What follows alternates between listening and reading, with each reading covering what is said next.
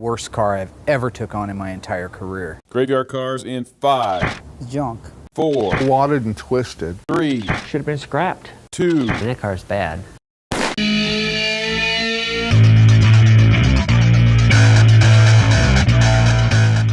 On February 24th, 1971, this 440 six-pack Cuda was born. On July 5th, 1980, it was raced, wrecked, and left for dead.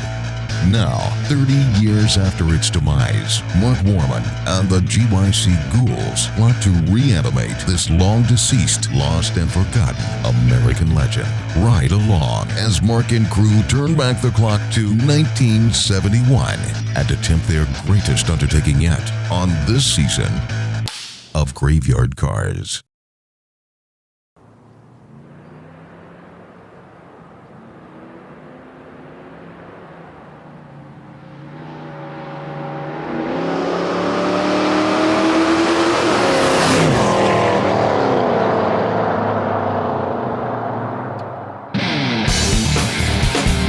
Graveyard Carz isn't a fantasy show, it's a reality show. It's a reality show about restoring Chrysler muscle cars back to their OE condition.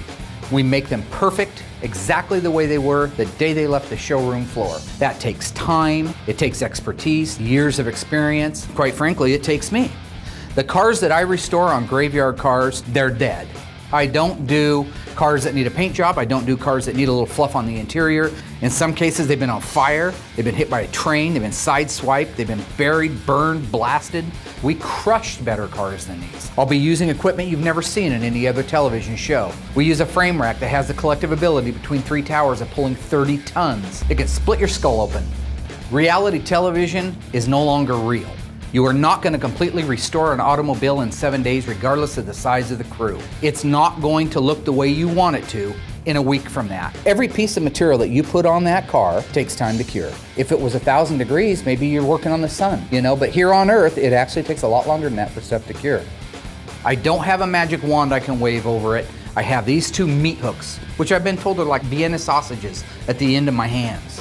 This is reality television. I have 4 guys that work alongside me. They may not be the brightest bulb on the string, but they're good workers and they're cheap. When I'm finished working on a car, I won't set any time records on it, but you can bet one thing, it'll be the best there is.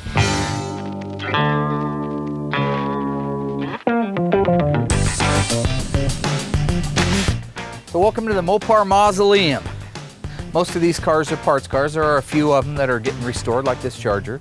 But the Challengers that you see here will donate body parts and pieces and nuts and bolts and fasteners that are imperative to restore the cars that we're working on. A lot of this stuff just isn't made anymore. I mean, we can get new reproduction fenders, but you can't go in and you can't get a reproduction wiper motor. You can't get the correct nuts and the bolts that fasten all those pieces together. We'll come out here like Frankenstein did for his monster and grab body parts and pieces, clean them up, recondition them, and put them on the cars that we're working on inside. Currently, we're working on several cars for my best client up in Canada, Larry. We're working on 3 cars that he has inside the shop, and about 3 more out here that are ready to go through, plus 2 more up in Alberta. And we're, of course, finishing the world-famous 71 Cuda 446 pack, 4-speed, 354 Dana, one of 108 ever made. Well, hello there. I suppose some of you are wondering what an OE restoration is. So I commissioned my Graveyard Ghouls to prepare this short, educational film. Please, enjoy.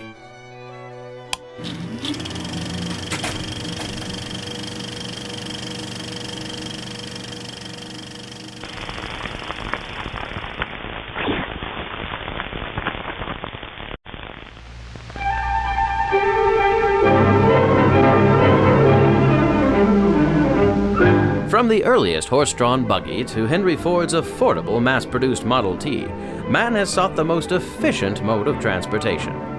At first a mere means of conveyance, it didn't take long for the automobile to become available to everyone, and the age of customizing was born.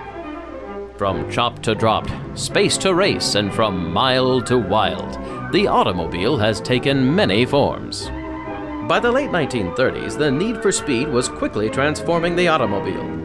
In the 1950s, the term hot rod was officially coined, and with the drive-in generation nurturing this trend, hot rods became as popular as reading glasses for chihuahuas. Well, Let's just say they were very popular. By the mid-1960s, street racing had become so popular that even the car manufacturers got involved. This was the dawn of the muscle car era. In 1971, in what most consider the muscle car's pinnacle year, Chrysler fused the legendary 426 Hemi with a compact and sure-footed Plymouth Barracuda. Now, nearly 40 years later, the 1971 Cuda is on record as the most valuable muscle car to date. By 1972, in response to an unexplainable increase in teen accidents, rising fuel costs, and unaffordable insurance, Detroit heeded the signs of the times and laid to rest the muscle car forever. Recently, automobile enthusiasts have raised the bar once again with the introduction of original equipment, or OE restoration. They believe duplicating a car to original factory specifications stands as a symbol to our automotive heritage and the technology of yesteryear. Date-coded parts are documented, rivets and welds placed exactly. Even assembly line markings and paint daubs are recreated, all for a car to look as though it just rolled off the assembly line. The manufacturer had a protocol that each car met prior to being shipped. This is the exact condition an OE car must achieve.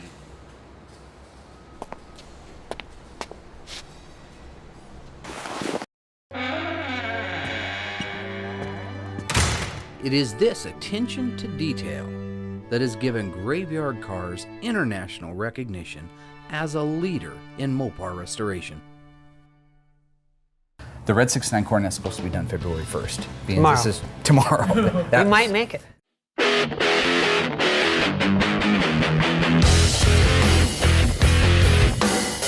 Coronet was the first Dodge to receive the optional Road and Track, or RT, performance package. The 440 Magnum and legendary Hemi Coronet RTs ruled the streets and dominated the drag strips until their demise in 1970. Today, they stand as a monumental reminder to the phrase, win on Sunday, sell on Monday. Today's prices on the famous Coronet RT run the gamut, with some models recently changing hands for as much as 7 figures. I bought the 69 Coronet RT out of Cottage Grove. When the car was up in Alaska, it got in an accident where it hit a moose and it ripped the left front apron pretty high on it, so we ended up having to replace the left front inner structure on the front end of the car. I had a 68 Coronet RT donor that I used the front inner structure off of for that car, but we retained the original VIN numbers in the upper tie bar. Fernando did a lot of body work on it. I not expected to do too much work, and it was a nightmare. Well, this car should have took about 6 months to a year to do, but what happened was after we bought it, my guy in Canada, Larry, my friend now, started getting interested in other cars, and every time we'd start working on the Coronet, he'd buy another car and put ahead of it. We had other cars. We had a Challenger we had to get done. We had a Charger we had to get done. We had a GTX that we had to get done. When we got serious back on the car about 6 months ago, Larry said, let's get that car wrapped up. It's been apart too long. There was times it sat for months.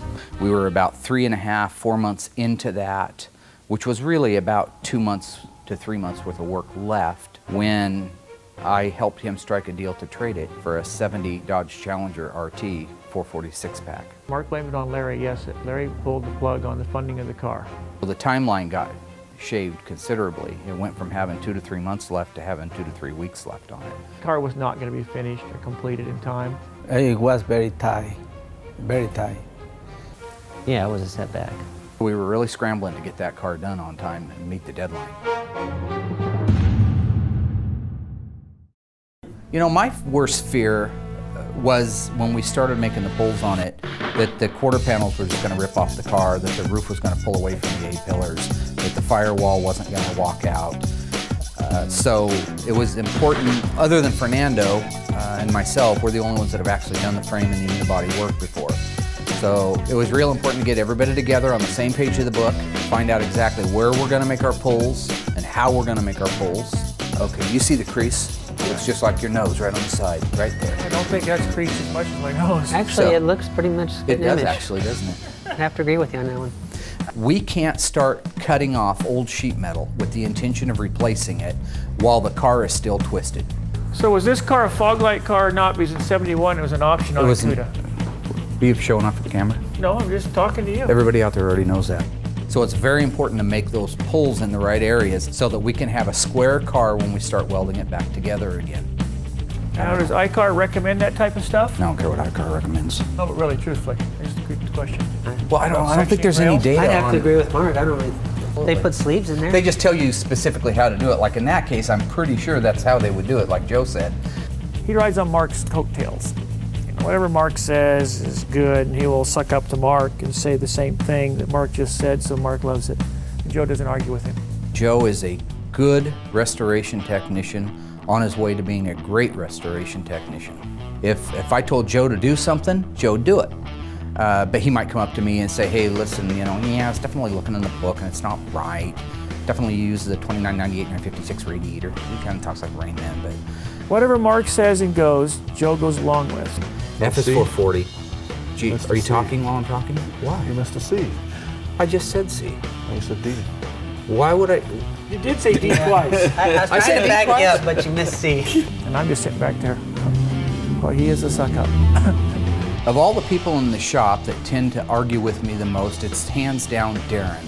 He is without a doubt, and this isn't just me saying it, the single most annoying man that God ever created in the history of humanity.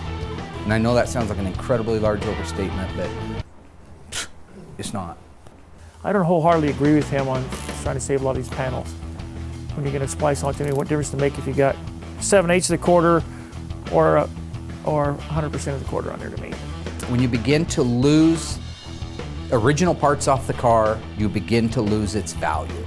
You take off, both quarters going to be replaced, 5%. He's talking about saving the right quarter panel? I don't see it. I don't care if I have to pay Fernando 60 hours to fix a chunk of metal on the quarter panel that big. It's worth it in the end value of the car versus replacing it with a brand new panel. I'd rather have with a good piece in there than take another piece and try to straighten it and put it back on the car myself. Once it's been cut off, it's been cut off. Quarter panel's only original one time. Well, I like to start put hands and start play around. I'm sorry. I like to play right now. I can't understand him. Fernando is difficult to understand. He needed to chop it up and get new ones. Fernando's worked with me for over 20 years. He is one of the best technicians I've ever worked with. He can do frame and unibody like nobody else can do it. He doesn't speak any kind of a vocabulary of any sort. He makes noises, and so I work together with him on the noises and try to figure out what they mean. Nando, you need anything come over up the put or no? You good? Okay. So what I just asked him, very simple, would you like some help putting the door on the Ford truck? And he said, no, he's fine. So, to the naysayers that say this car is impossible to restore, I can't argue with them until I've actually done it. I think that we'll end up saving about half the floor, all the firewall. We'll save the roof, the sail panels down as far as we can get them. We'll probably, missing's obviously in bad shape, till I can actually put my seal on it and say that I'm done, and this is done the way Mark Warman at Graveyard Carz would do it. You don't think you could fix this? This 71 CUDA is about as bad as I've ever built. There's a lot of dissent. Nando thinks it's junk. I can't wait to go on it. He told me earlier it's all going to pull apart. Nando, you didn't say that, right? Yes, he did. You didn't say It gonna that. be easy. It gonna be easy. Why do you make stuff up? I didn't make that up. Ask if he said it or not. No, he said it. Look me in the eye without smiling and say it's the truth. The truth. It's the truth. See, why are you smiling like a fool? Because you're lying, that's why. Nando, did you say that? This car will be restored back to OE standards using as much original sheet metal as humanly possible. I just started writing a list of what I think the body parts that we're going to have to replace are going to be. You can do anything, it just takes But- money. Who's doing that? Who's saying that? Oh, hi. We're down here. Royal and I grew up together. Even back at 12 years old, he still needed his space. Always needed his space. What do? You don't do anything. He doesn't go to school, he dropped out. He sits around all day. Why would he need more space? I don't know. He's a pretty knowledgeable Mopar guy. I've taught him everything he knows. He drives a 67 Coronet RT 440 automatic car that I helped him restore a few years ago. Won a couple of best in show paint jobs. And That's probably because I painted it. He likes to really make fun of Royal's head. Royal has no hair on his head.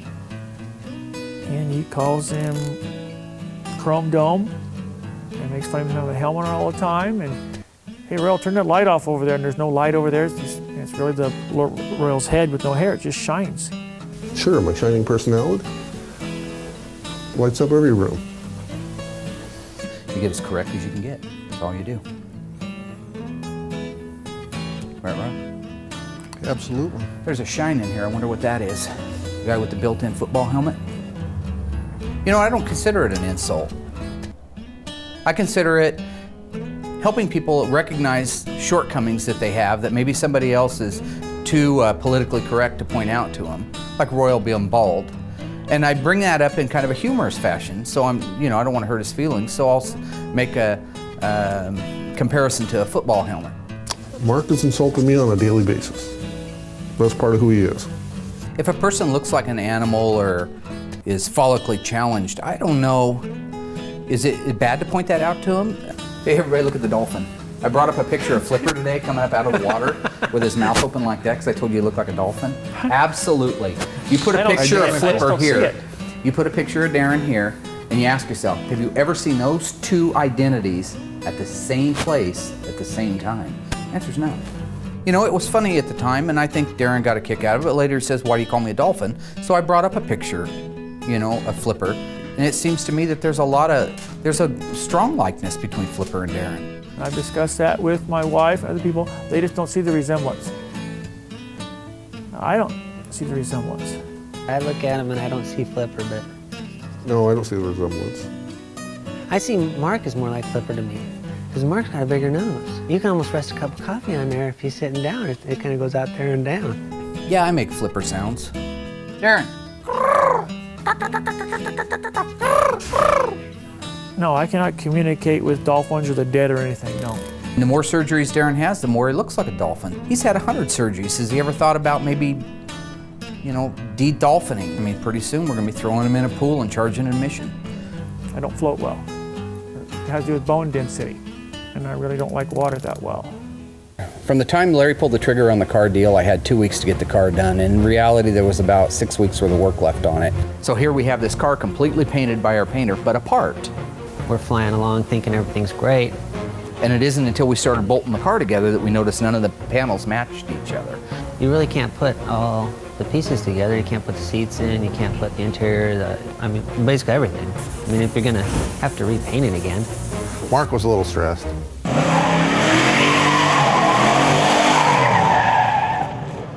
I knew that was going to set us back anywhere from 3 days to a week. When the car's going in 2 weeks and every day is planned out, 3 days is a long time. So we were certainly under the gun, probably more so on that car than I've been on any other car. I had doubts whether we'd make it for the Coronet. Yeah, I mean, I really did.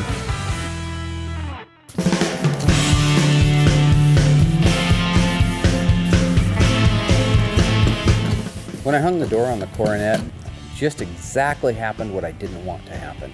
The colors didn't match. He didn't put enough coverage on the body, and he did put enough on the doors. So when we hung all the sheet metal on it, this looked orange and this looked red, which is exactly what I asked him not to do.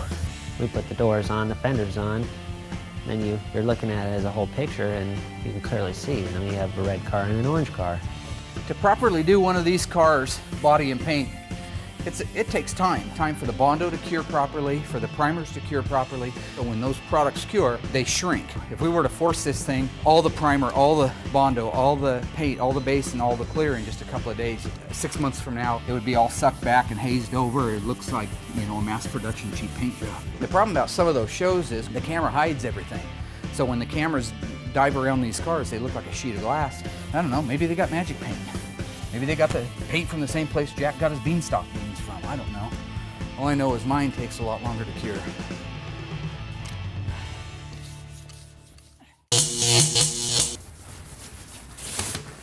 Has this been, looks like this has been painted before? You know damn good and well it has. You know exactly why, too. Why? Not everything's a setup for the camera. Yeah, I try to set them up a little bit. So if you do paint the panels off the car, it different times. Supposedly, if you put the same number of coats, it's going to match.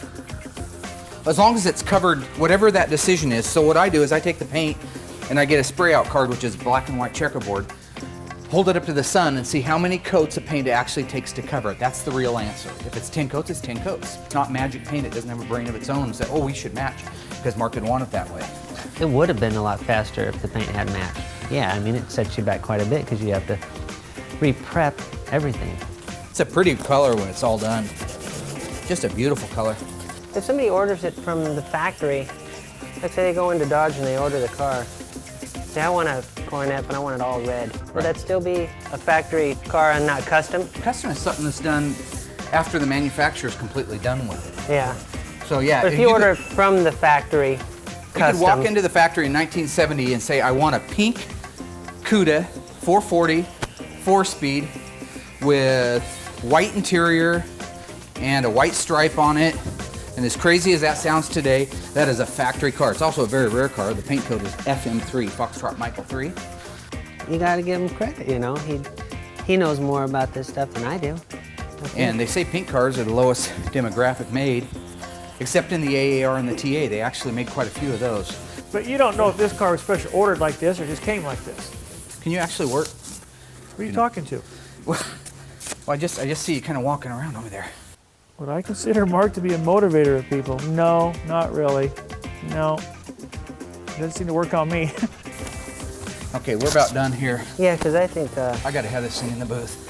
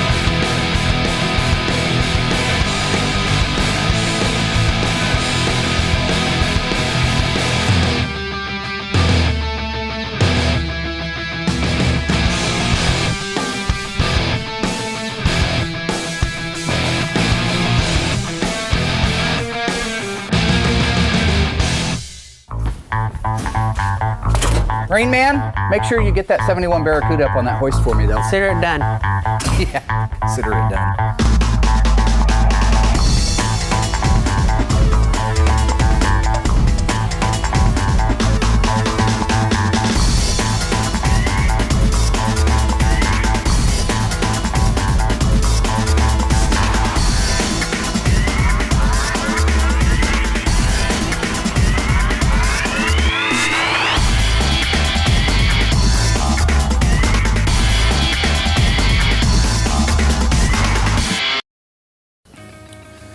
So what we're getting ready to do is set up the Genesis measuring system. It's an electronic measuring system. It uses these little scanner bars. What I'm going to do is we're going to measure this car, which is a 71 Barracuda 318, so we can take the measurements from this car that we know are right, or factory, and use them on our other car over there at the 71 six-pack car. Okay, buddy. So what we're going to do now is lower the car down so that the scanner can actually read these targets. We don't have targets long enough to hang that low. And what it's going to do while it's up, I'll show you, is it's going to take this light beam, and with the computer, it's going to measure the amount of time it takes to get from the middle of this to here, then from there over to there. The longer it takes, the further they are away from each other. So in essence, it's going to build this square that we call a torque box. A torque box is an imaginary set of points on a car that we establish to be a beginning point for pulling. So a torque box oftentimes is 4 points that make up a square that the measuring system can recognize as good, established, solid starting points.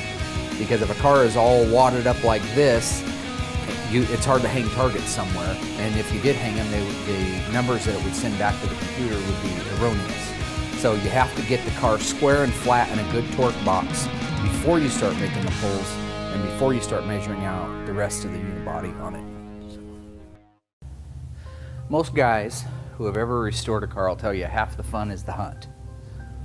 So ever since I was a kid and I would round up a car and make a deal on it, I always would take my time after getting the car and figure out where was it sold new, who owned it, where's the motor if it's gone, where's the transmission if it's gone.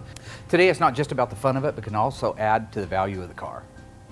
So if I were to take my 71 Cuda and go out and find the original motor and the original transmission, then that could add to the value of the car. Normally I have a nice little notebook that I work with, but because of the show, because my eyes aren't what they were a mere 20 years ago, I kind of built this board, which I like to call the murder board. I can go back and reflect on what I know, what I'm still looking for, and I can do all that at a glance. I know from the original fender tag that the car was built on February 24th, 1971. It was built in Hamtramck, Michigan. The VIN tells you that. I also know that it was wrecked on July 5th, 1980, and that was the last time the car was ever on the road. When I talked with Jerry, the young guy back then that wrecked the car on July 5th, 1980, the way he described it was he had ran into some buddies of his in another town when he was over getting refreshments. And on the way back, they were driving a Ford F-150 pickup, an older one, pre-70s. And he was driving the Cuda, and they were playing leapfrog like we always did as kids, you know, hopping back and forth in front of each other. The truck was in front, the Cuda was behind as they came out of a corner. They come out of the corner, the Cuda went out around the Ford truck to get in front of it, got on the soft shoulder, overcompensated, spun around in front of the truck went past. As the truck went past, he remembers looking at the guy in the passenger seat of the truck with pretty big eyes as he went backwards into an embankment, crushing the left quarter, shot it across the street to the other embankment, and bounced it back into the middle of the road where it came to rest with no axle underneath it. Jerry told me that up until 2 years ago, the gouges in the blacktop were still there before the highway department repaved it. I spent a great deal of time making phone calls to different people involved in the ownership or knowledge of this car. And finally, after multiple phone calls to Jack, which netted me nothing, many phone calls to Jerry, which I did actually have a chance to physically talk to, I finally got hold of Craig Horesco, a great guy, heart of gold, and wanted to talk about the car. Is there any way for tomorrow at about like 10 in the morning, we'd have the room set up and ready to go? Might take 20 minutes. No, that's fine. I'll be there. Oh, that's wonderful. I'm sitting here with Craig Horesco, going to go over some questions. Craig used to own the car. When did you first hear about the Cuda? I had a girlfriend at that time. She told me about this 71 Cuda here in Springfield. I went over and looked at it, and it was just beautiful shape. The only thing it was missing was the engine. So this is our orange 71 that we're doing. This is the orange 71. So the body was? Great. Oh. Beautiful. I think I paid $500 for the car.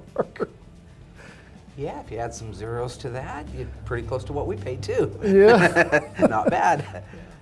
You put the motor in it, made it run and drive. Was the transmission in it? Yes. So it was the original transmission at that time. Body-wise, did you add anything to the body? I put on, there was a luggage rack that was on the 70 Cuda, and I took it off and put it on that car. Ah, So you installed the luggage I rack. installed that. How long did it take you to sell the car? 4 to 6 months it sat there alongside Highway 99 right outside of Monroe. And I had one caller on it. Yeah, that wouldn't be a problem today. If you had a chance again to own a car just like that, is that what you would choose of your muscle car dreams? Yep. Just like Without a that? doubt. Yep. This Cuda, when I first laid eyes on it, I knew it was something special. A few people knew later what it was. Yeah. I didn't realize what it was when I owned it. You didn't know it was one of 108 cars ever built. When did you hear about the accident? that totaled the car? I think one of my friends came up and told me where it was sitting. It was originally towed to Monroe, where they kept the school buses, right across from the post office. You guys, that is a resurrection for sure, that project. I don't know. Man, I couldn't imagine taking on something like that. And good luck with that. You must have the talent to take on something like that, man. Well, thank you. That's great. After I met with Craig, he agreed to meet us out in Junction City and take us on a tour of what he knew were the historical landmarks of the car. And he took us out to the area where the car was wrecked, because he had heard the urban legend of it too. You think we're safe to park here and walk it? Oh, let's do it. Let's get out and go. And so we found the original highway that it was wrecked on. We found the old Sheriff Carnahan's place, and we reenacted how the accident happened and where approximately it would have came to rest in the middle of that highway. The way it was described to me, he came out of that corner down there playing leapfrog with an old 67 Ford truck. He goes out and passes the truck, but he gets over into this shoulder. And when he starts to drift down, instead of just gently pulling the steering wheel back, he just cranked the wheel. So he says when he cranked the wheel, it came over into this embankment over here with the right quarter in first, because the car looped all the way around. It would have looped around in front of him, come in like this. It would have hit the left quarter, shot it across the street, and he would have ended up like he said. All of the facts added up specifically and exactly to the way the guy who wrecked the car said that it happened. After a little bit of research, we've narrowed it down to this stretch of highway, because that house right there is where Sheriff Carnahan lived when Gary O'Brien wrecked that car. So if that was true, if he was within a 50 or 100 feet of his driveway, he's probably around here with that car setting. I mean, it's possible that I'm off a few feet, but I bet I'm not off much. Somewhere in this very footprint right here is where that car came to rest.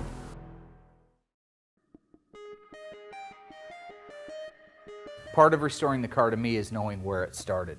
They say what is past is prologue. I believe that. Filling in those gaps is the most important part. Knowing where the car started life, knowing who all owned it. And I think anybody who's ever picked up an old antique at an antique store, one of the things that's fun is finding out where did it come from, who made it, where did it spend its life. So the find, the history, the research, that's the best for me. What I've simulated so far is a timeline of where the car started and where it was wrecked. I'm going to continue to add to the murder board as I go along. There's a lot more information I don't have. I hope that this is as enjoyable to watch as it is for me to fill out. I think by the time the car is restored in a year from now, this should be pretty much full of black ink and a lot of great memories.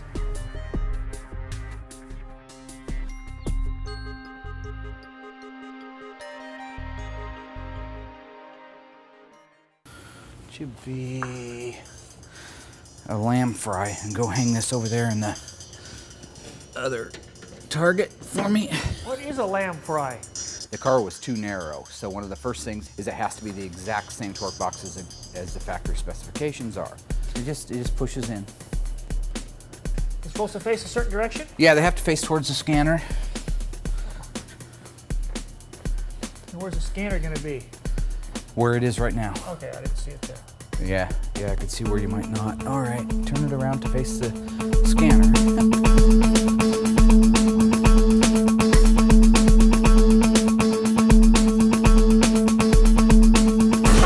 God, you're a miracle. It's just crazy, I know. I've never seen anything like that in all my days. Turn that target around and face the scanner. What scanner? Scanner's sitting right in front of you. I think we better start with our width right there, and the width on the back is off too. It's 439 times 2. But the problem is, until you have the width right, these numbers right here, because they're too close together, could be throwing everything else off. So really, you kind of almost have to have your height and your width established. So we're just gonna have to get as close as we can, then remeasure it. Just like with a piece of paper, if you take a piece of paper and you try to push it together, it crinkles. And in this case, that firewall did that right there. And that's what that front crinkle is in there. This crinkle right here is just like the paper did. It got shrunk together. So we're gonna have to pull the width out, and we're gonna have to pull the height down so it reads the exact same height as the good car. Then we can start dealing with going opposite directions, getting the back pulled out for length, getting the roof pushed, getting the front end over. So this is the first time this door's been open since July 5th, 1980. We're gonna see how much luck we have at it. I was afraid of that. Oh, wow. It did. Huh. Actually, the door jamb. Wow. I bet that door could tell a story or two. It's actually in pretty good shape. This door jamb's nice. Here's a lot of the original Hemi orange paint.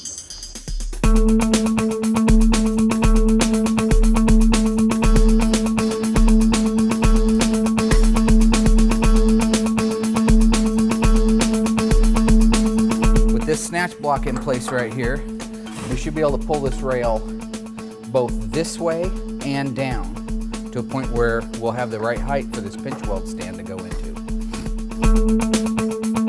Okay.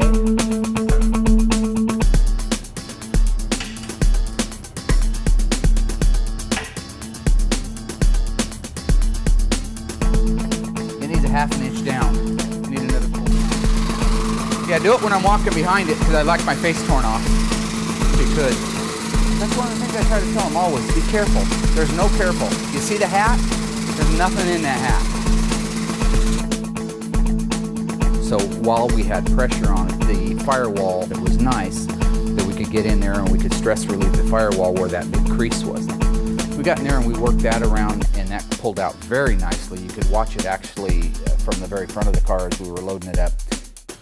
But it looks like everything pulled out actually pretty good. The frame rail came down to the height that it was supposed to be at, and the pinch weld's exactly where it is on this side. We got some of the crinkle out for our first pull. Is really good. It's better than I thought it would be. I was kind of worried that it wouldn't move, but you can see it's actually unwrapped from there a little bit. The firewall, after the pulls were made, I have absolutely no doubt I'll be able to save everything. I always thought that I could, and I was right about that.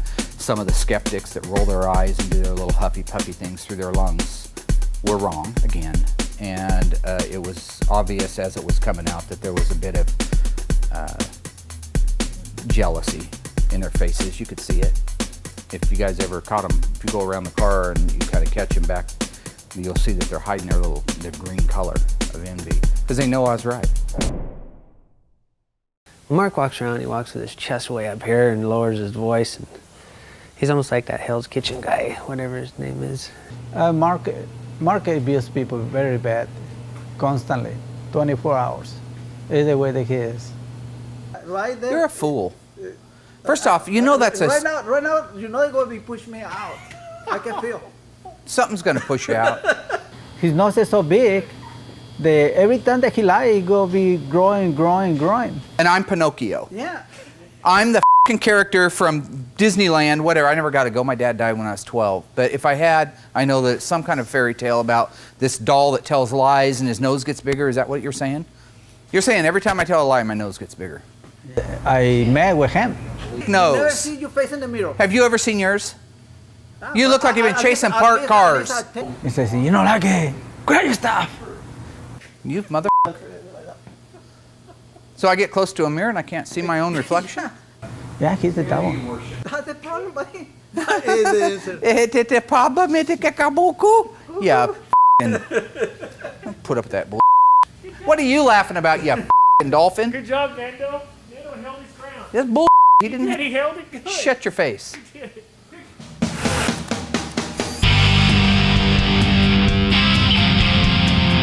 Tomorrow the Coronet goes away. The guy's going to be here from Michigan to get it. Awesome. I come out to do the final wet sand and buff on the hood, and there's a dent in it. Hello, little dent. And it just happened on its own. You might have heard of it. It's like spontaneous combustion. Absolutely, nobody did it. Nobody has any idea what I'm talking about. All they know is it's there. I believe everyone had conceded the car was not going to get finished. Let's just get what we can do done to it and try not to ruin any more things like the night before. I've been stressed for a couple weeks a little bit trying to make sure this thing gets done. Joe came in on his day off on Sunday. and worked on it, which was awfully nice of him. I think if it weren't for old Joe this time, I wouldn't have made my deadline. Well, Joe's the one that restored the car and put the car all together. When I'd been working on it for months and months and didn't see any help, and then, now I'm not saying from Mark, but It was pushing very hard, and we did it like 2 hours, but I think we needed an extra day. I don't believe this car will be ready on time, the man. The gentleman, on that nose and sand it down. the gentleman could pull in the parking lot any minute, haul it away.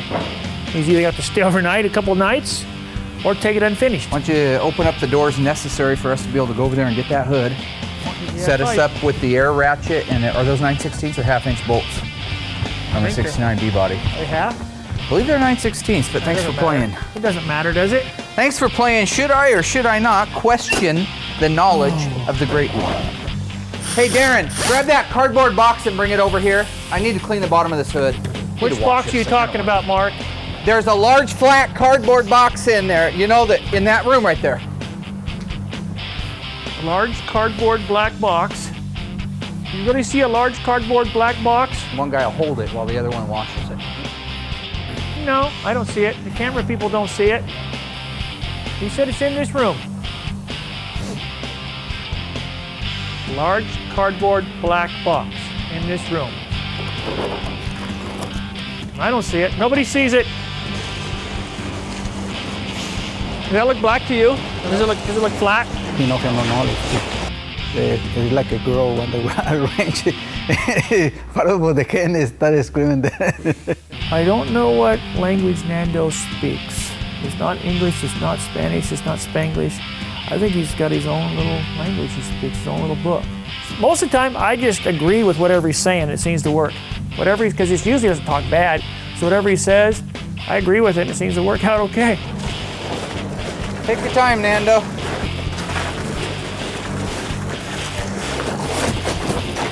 Just Dumb and Dumber, look at that. Mark started picking be offensive. It's because things not go his way. But Royal's a ridiculous looking dude, isn't he? Really? Okay, the more stressed Mark gets, the dumber we get. There's Royal's head. There it is. Somebody should put a shift pattern in the top of his head like that. We just need a shifting pattern in the top of his head. When Mark's stressed, I think everybody's stressed. Don't worry, take your time. I'm trying, Joe, okay? Oh boy, somebody's gonna get hit tonight. Well, Nando's the one. I'm gonna authorize a sweep kick here in a minute. Mark gets a little more verbally challenging. If I can help one freak realize his disfigurements, and he does something about that, the world's a little better place. Forward.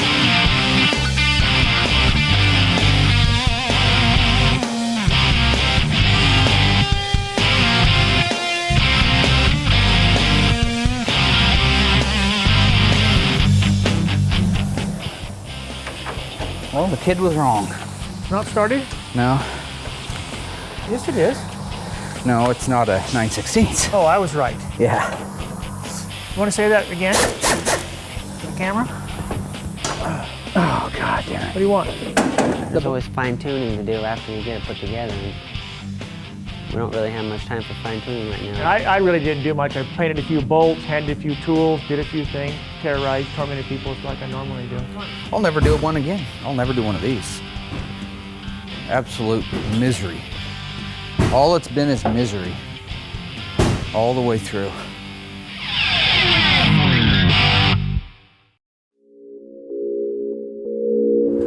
Honestly, as much trouble as this car was, I think I'll have less actual trouble doing that CUDA than I will doing this one. Everything on this car is red. It's impossible to find the parts for it. If you look inside, it's got red seat belts, red trim panels, red armrests, red pads, red dash, red steering wheel. Everything on the car, garnish moldings, everything's red. Which is really pretty when it's done, but coming up with all that stuff is almost impossible.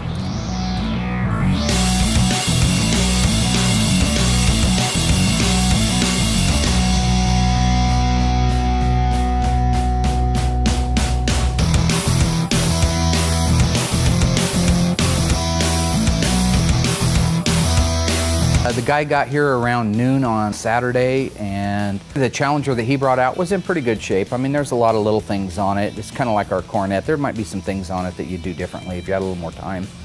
The car we got in, it really looked good from a distance, but as you got up close to the car, you could see a lot of imperfections, a lot of wrong piece and parts on the car. It was an all right car, but if you're going to put your name on a car or say this is what it is, I mean, the guy pretty much wrote, you know, a small novel online about the car and used all these colorful words. It needed like it's not a full restoration. It was a lot of detail was not done. What do you think of this? It's okay. It's all right. It's fair. It's got a huge old swelling coming up through this quarter right here. It looks like somebody put a TA antenna on the wrong side of the car. There are problems with the black car that I would like to just redo the whole car, and it was sold to us as a driver. It wasn't sold as a complete, beautiful OE restoration, so there were no surprises there. Okay, so here's the fender tag for it. Okay. Let's see, WS23L9G138. Okay. 128. WS23L9G 138 128. Alrighty. So title and fender tag. I will put that in my box. And you must have a title and fender tag to that No, one. they didn't give me nothing for that. All they told me is give you the car and the keys. So they might. I think they overnight that to you. Okay. I'm a little bit out of the loop on the transaction. The black Challenger's here, and I think it's probably what Larry's expecting. The numbers are all right. So I from that standpoint, I think he's fine. But what was your and Larry's discussion on titles and fender tags? I've got your title and fender tag here, but your guy says he didn't get one from you. Okay.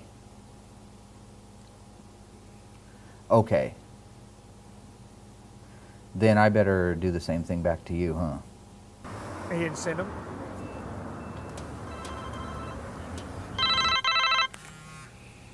Hello. He says he just doesn't normally trust his drivers to take the tag and the title when they drive. So he said he's going to FedEx it on Monday, but I think I'm going to go get my fender tag and title back and FedEx them on Monday too. This has been just a nightmare to get done. I am so glad that it's going away. I couldn't be happier. I hate this car. I've grown to actually hate it.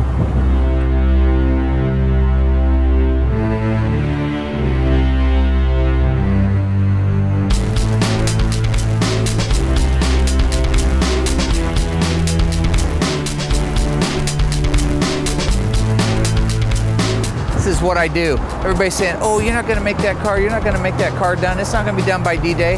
Oh, I'm sorry. 2 freckles past the hair says it's D-Day and it's done. So can somebody help me with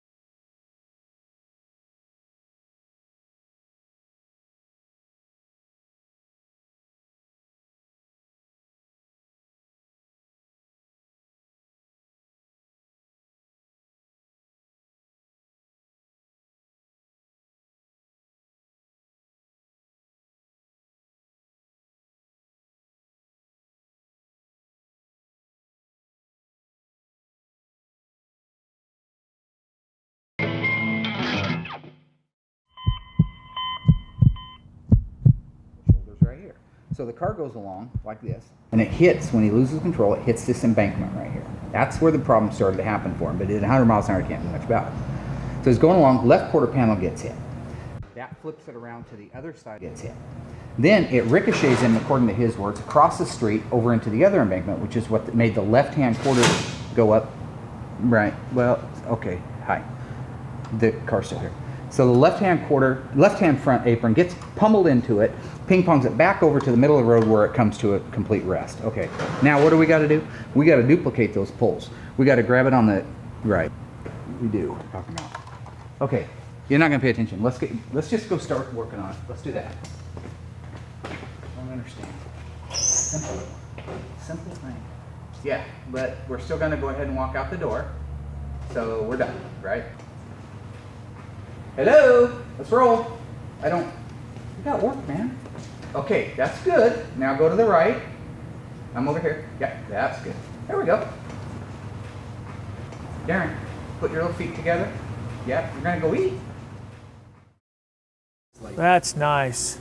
Neck brace and all, huh?